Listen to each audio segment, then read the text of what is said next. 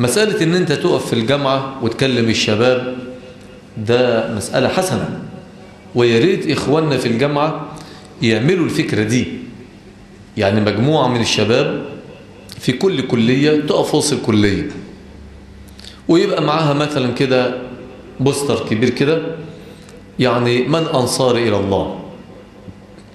البوستر ده كان بتاع الإخوان أيام زمان، بس ما عادش موجود دلوقتي، فممكن ناخده احنا.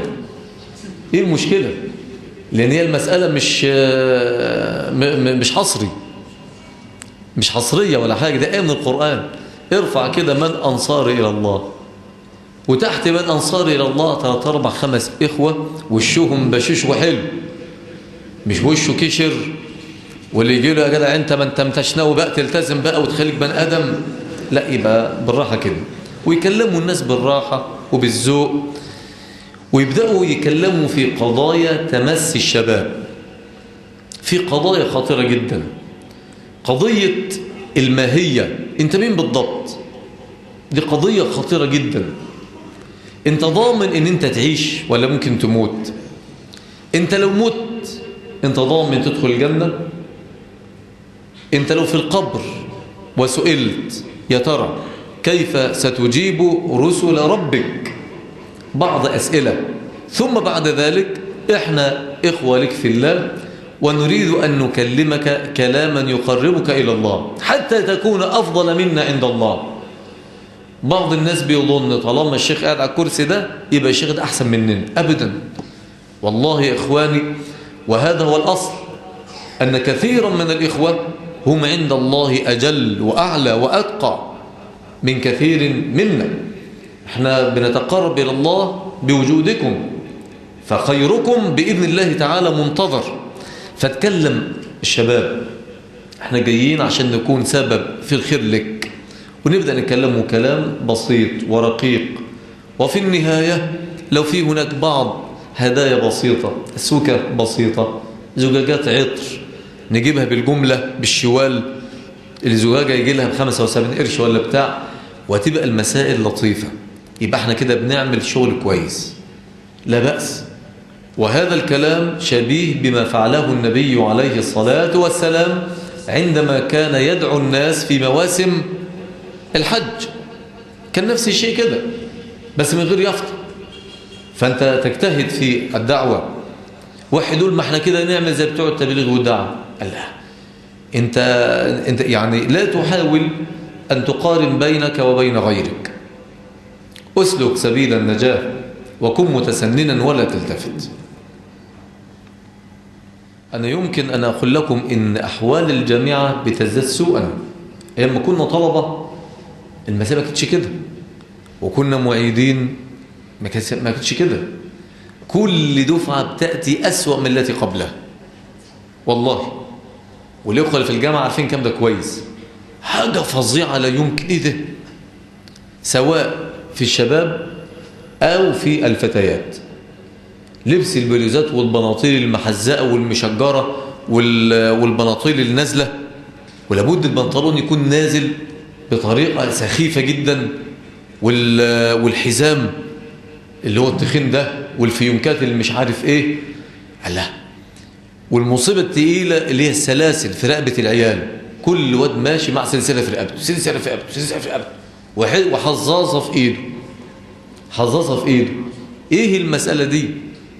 المسألة ديت انا بسأل الشباب تلامذتي بقى، بناديله كده اقول له ممكن كلمة صغيرة، وبينهم بعض ابدأ الحوار معاه. ايه اللي انت لابسه في رقبتك دي؟ يوم خلعها، اقول له انا مش عاوزك تخلعها، لان هو لما يخلعها لي هيلبسها بعد ما نمشي. اقول له انا مش عاوزك تخلعها، انا عاوزك انت تفهمها، عشان لو حاجة كويسة طب ما نلبس برضه سلسلة زيك. هو ايه المانع ان انا البس سلسلة زيك؟ ولو حاجة وحشة ترضى تعمل حاجة وحشة وانت راجل كبير ومحترم كده؟ بفضل الله نسبة، مش هقول كلهم، نسبة بيرجعوا عن ذلك الأمر، نسبة بيرجعوا عن ذلك الأمر. وكذلك بالنسبة للفتيات حاجة فظيعة جدا، لا نريد أن نفتح هذا الباب. طب ما الناس دي قطاعات دي عاوزة دعوة. الإخوة يشتغلوا في الدعوة مع الشباب، والأخوات يشتغلوا دعوة مع الفتيات. أنا لا أحبذ إن أخي يتكلم مع البنات في الدعوة، يا أختي وتقول له يا أخي، وبعدين المسائل تسخن يقول لها أنا بحبك في الله، تقول له أحبك الذي يحتني فيه وأنا أحبك أيضا، ونقعد بقى نخش في المهاترات دي، وفي النهاية يحصل حاجات ويعني كلام ما ينفعش. إحنا عندنا أخوات يشتغلوا في الدعوة، برضك الأخوات تعمل قوافل للدعوة وتمشي بين البنات وما شاء الله ويشتغل، والدعوة تنطلق من المسجد. ما فيش مسجد خد أي ركن في الحوش في الكلية والركن ده بقى بتاعك، اعمل عليه يافطة، ركن الهداية، ركن الهداية، والرجالة بتوعك يقفوا تحتيه، والشباب يجتمعوا فيه، وبوسترات ونشرات هيعملوا ايه يعني؟ ايه اللي يحصل يعني؟ فنجتهد، نجتهد. انا عاوز كل اخ يجتهد ويكون سببا في هداية مجموعة من الشباب. أنا نفسي أمنيتي من الله سبحانه وتعالى ودعوتي له إن كل أخ فاضل من حضراتكم ربنا يجعله سبب في هداية 2 3 4. حاول ما تمشيش مع اللي انت عارفه، ما اللي انت عارفه عارفه، ولكن لقط رزقك بقى. شوف واحد كده سلم عليه، اسمك ايه؟ اسمي توفيق سعيد. يا سلام، توفيق سعيد كمان، يعني يعني توفيق يبقى منين يا شيخ سيد؟ توفيق، توفيق وسعيد من السعادة. طب الأخ توفيق يعني أنت بتصلي في مسجد إيه؟ يقول لك والله أنا ما بصليش. واسمك توفيق سعيد؟ أيوه. إيه التوفيق وفين السعادة دي؟ قول له طب ما بتصليش ليه؟ يقول لك والله عشان أنا عندي ظروف. عندك ظروف؟ طب الظروف دي نفهمها في الجنس الآخر، لكن أنت عندك إيه الظروف اللي عندك دي؟ فهمني إيه الظروف دي؟ تفهم بقى إن اللفندي ما بيعرفش لا الاغتسال ولا بيعرف الوضوء ولا بيعرف أي حاجة في الدنيا. اللفندي عمره ما عرف حاجة اسمها اغتسال، لا غسل جمعة ولا غسل جنابة ولا أي حاجة. هو عارف إن هو نجس وبالتالي ما ينفعش يصلي، بس مش لاقي حد يعلمه، ومكسوف إنه هو راجل بشنبات يروح يقول للناس إن أنا جنب وعاوز اغتسل إزاي؟ الكبر بتاعه مش راضي يخليه يعمل الكلام ده. المح أنت بقى وخليك ذكي وما تحرجوش، ما تقولوش مش عيب تكون قد الشحط وما تصليش.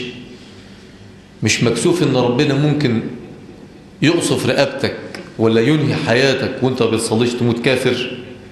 انت كده بتنفره. خده بالراحة، قل له على فكرة أنا قابلت واحد ما كانش عارف يغتسل وأنا علمته الغسل، وعاوز أقول لك أنا علمته إيه، وتشرح الغسل كأن أنت بتشرحه مين؟ للتاني. هو يسمع يستفيد، وتبدأ بقى واحدة واحدة معاه. زي ما أهل الضلال بيوقعوا شباب المسلمين في الضلال، طب ما احنا عاوزين نجيب شباب المسلمين للخير. يبقى ده التحدي، ده الاجتهاد. معذرة أطلت عليكم.